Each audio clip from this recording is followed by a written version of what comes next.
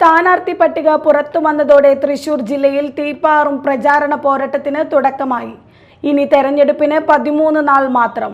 December 1 മുതൽ പ്രചാരണം കടുപ്പിക്കാനുള്ള തീരുമാനത്തിലാണ് സ്ഥാനാർത്ഥികൾ. വീടുകൾ കയറിയിറങ്ങി വോട്ടർമാരെ നേരിൽ കണ്ടുള്ള വോട്ടഭ്യർത്ഥനകളും കടന്ന് പ്രചരണ വേലകൾ സമ്മേളനങ്ങളിലൂടെ മുന്നേറുകയാണ്. തൃശൂർ ജില്ലയിലെ ഓരോ ബൂത്തുകളിലും രാഷ്ട്രീയ പാർട്ടികൾ തെരഞ്ഞെടുപ്പ് കമ്മിറ്റി ഓഫീസുകൾ തുറന്നുകഴിഞ്ഞു. മുന്നണികൾക്കു വേണ്ടി സംസ്ഥാന ദേശീയ നേതാക്കൾ വരെ കോർപ്പറേഷൻ, നഗരസഭ, ഗ്രാമ വ്യത്യാസമില്ലാതെ നാട് ഓടി നടക്കുകയാണ്. ഡിസംബർ 1 മുതൽ പ്രചാരണം കടുപ്പിക്കാനുള്ള തീരുമാനത്തിലാണ് സ്ഥാനാർത്ഥികൾ. മുന്നണികൾക്ക് ഭീഷണിയായി നിരവധി വിമത സ്ഥാനാർത്ഥികൾ ഉണ്ടെങ്കിലും അവരെയെല്ലാം വെട്ടിയൊതുക്കിയുള്ള പ്രവർത്തനങ്ങളും പ്രതികരണങ്ങളുമാണ് അണികളുടെയും ജനങ്ങളുടെയും ഭാഗത്തുനിന്ന് ലഭിക്കുന്നതെന്ന് വിവിധ മുന്നണി നേതാക്കൾ അവകാശപ്പെട്ടു. തെരഞ്ഞെടുപ്പ് പ്രചാരണങ്ങൾക്കായുള്ള വിവിധ രാഷ്ട്രീയ പാർട്ടികളുടെ കൊടികളും തോരണങ്ങളും വിപണിയിൽ ലഭ്യമാണ്.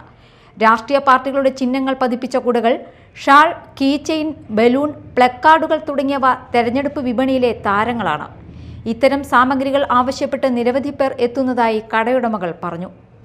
പ്രചാരണ പ്രവർത്തനങ്ങൾ വിലയിരുത്തി നിയമവിരുദ്ധ പ്രവർത്തനങ്ങൾക്കെതിരെ നടപടി സ്വീകരിക്കാൻ ജില്ലാ, താലൂക്ക് തലത്തിൽ ആന്റി ഡിഫേസ്മെന്റ് സ്ക്വാഡുകൾ പ്രവർത്തിക്കുന്നുണ്ട്. സ്ഥാനാർത്ഥികളുടെയും വിവിധ രാഷ്ട്രീയ കക്ഷികളുടെയും പ്രചരണ പരിപാടികൾ പരിശോധിക്കുന്നതിനൊപ്പം നോട്ടീസ്, ബാനർ, ബോർഡ്, പോസ്റ്ററുകൾ, ചുവരെഴുത്ത്, മൈക്ക് അനൗൺസ്മെന്റ്, പൊതുയോഗങ്ങൾ, നവമാധ്യമങ്ങളിലൂടെയുള്ള പ്രചാരണങ്ങൾ തുടങ്ങിയവയും സ്ക്വാഡുകൾ പരിശോധിക്കുന്നു. ലഘുലേഖ പ്രസിദ്ധീകരണം, കമാനങ്ങൾ സ്ഥാപിക്കൽ എന്നിവയുമായി ബന്ധപ്പെട്ട മാർഗനിർദ്ദേശങ്ങളും ഹരിത മാനദണ്ഡങ്ങളും സ്ക്വാഡ് ഉറപ്പുവരുത്തും. പൊതുവഴി കയ്യേറി കാൽനടയാത്രക്കാർക്കും വാഹനങ്ങൾക്കും തടസ്സമാകുന്ന വിധത്തിൽ ബോർഡുകളും കമാനങ്ങളും സ്ഥാപിക്കരുത്.